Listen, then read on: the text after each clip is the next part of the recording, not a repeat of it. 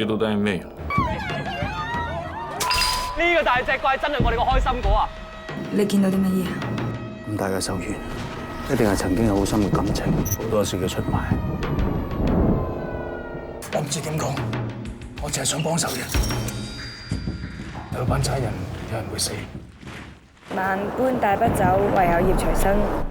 一個人做過嘅嘢，永遠都跟住走唔甩。